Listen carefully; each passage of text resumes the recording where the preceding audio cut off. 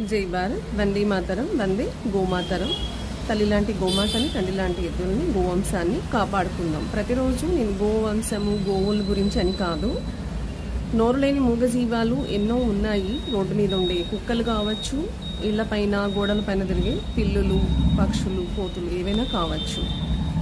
So చెప్పేది ఏంటంటే, ఇప్పుడు పిల్లులు ఉంటాయి, అవి ఆహారం కోసం ఎలకలు పట్టుకొని ఎలకలే తింటాయని కాదు, ఏదో ఆహారం కోసం డస్ట్బిన్, వాటికి ఎవరైనా గుడ్డు కానీ నాన్ వెజ్ ఆ స్మెల్ని బట్టి అవి వస్తుంటాయి డస్ట్బిన్స్ దగ్గరికి.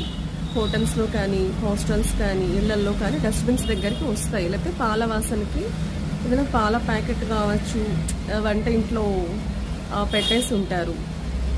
అంటే అవి ఆకలికి వస్తాయి వెతుక్కుంటూ ఆహారాన్ని.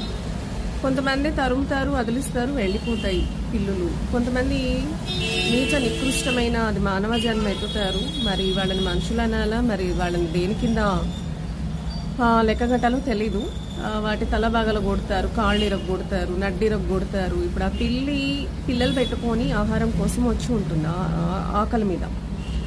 అలా చంపేస్తే వాటి పిల్లలు అక్కడ ఎదురు చూస్తుంటాయి, వాళ్ళ అమ్మ వస్తుంది అని. కళ్ళు కూడా తెరిచి ఉండవు. ఏమో మరి ఏ పరిస్థితుల్లో ఉంటాయో తెలీదు. సో మనుషులు ఇది గ్రహించాలి. అవి వచ్చేది కేవలం కోతులైనా, పిల్లులైనా, ఏదైనా ఆహారం కోసం. దానివల్ల మీ కొంపలేం మునిగిపోవు. మీకు అంటే ఎలా చెప్పాలి, మీ ఆస్తిపాస్తులేం అవి తీసుకొని వెళ్ళిపోవు. మనుషుల్లాగా బంగారం ఎత్తుకెళ్ళిపోవు, లేకపోతే డబ్బులు కట్టలు మీరు దాచిపెట్టుకుంటే అవి ఎత్తుకొని వెళ్ళిపోవు. మీ ఆస్తి పేపర్లేం తీసుకొని వెళ్ళం.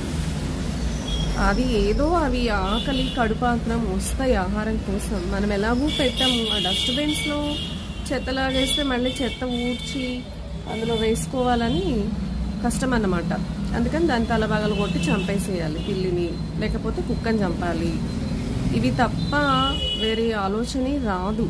కనీసం మహా అంటే ఇది పాలు తాగేసి వెళ్తుంది, మళ్ళీ ఇంకో ప్యాకెట్ తెచ్చుకుంటారు. రోజు ఎలా అలవాటు అవుతుంది. కిటికీలు జాగ్రత్తగా వేసుకోండి, తలుపులు వేసుకోండి. పొరపాటున ఏదో వచ్చింది అదిలిచ్చండి, అంతేగాని కొట్టి చంపే హక్కు ఎవరికీ లేదు.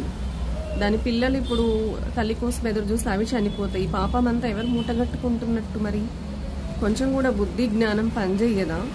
మీ ఇళ్లలోకి వచ్చి ఏమైనా ఆస్తి పేపర్లు తీసుకెళ్తున్నాయా, లేకపోతే డబ్బులు తీసుకెళ్ళిపోతున్నాయా, లేకపోతే ఫోన్లు ఎత్తుకెళ్ళిపోతున్నాయా?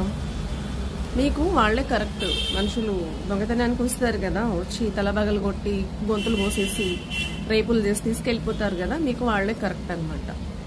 నేను ఏం మాట్లాడుతున్నాను, నాకు మాతో ఉండే మాట్లాడుతున్నా, మీకు లేదు కాబట్టి మీకు అర్థమయ్యే వాళ్ళకి అర్థమవుతుంది.